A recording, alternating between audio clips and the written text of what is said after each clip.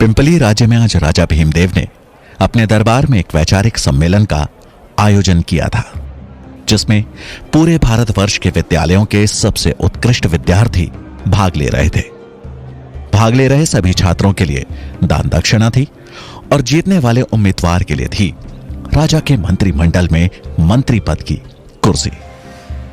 इस सम्मेलन में तक्षशिला का प्रतिनिधित्व कर रहे थे वहां के सबसे होनहार छात्र चाणक्य।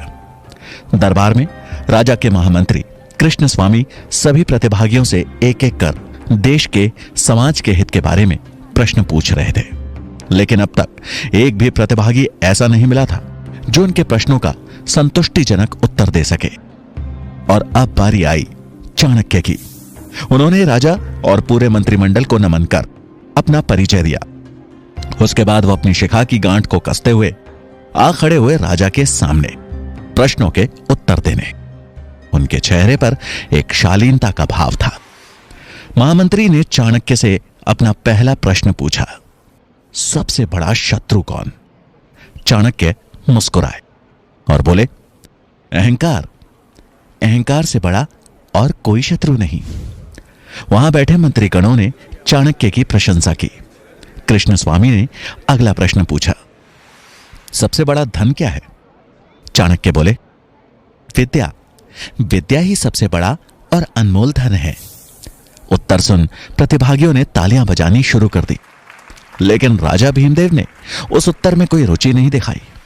उनके लिए एक राजा के राजकोष का धन ही सबसे बड़ा धन था। प्रश्नों की श्रृंखला को आगे बढ़ाते हुए महामंत्री ने तीसरा प्रश्न पूछा, सबसे बड़ा वीर कौन? चाणक्य का उत्तर था, दानवीर।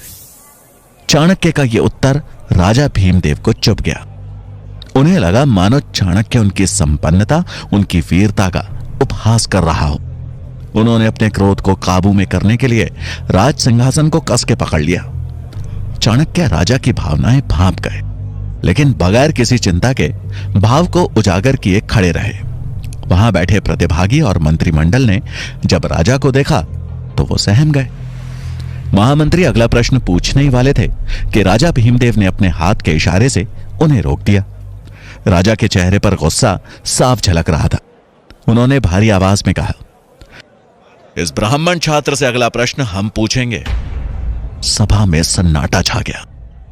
सब जानते थे कि अब चाणक्य की खैर नहीं, पर चाणक्य शांत मुद्रा में खड़े रहे। तभी राजा ने कठोर स्वर में पूछा,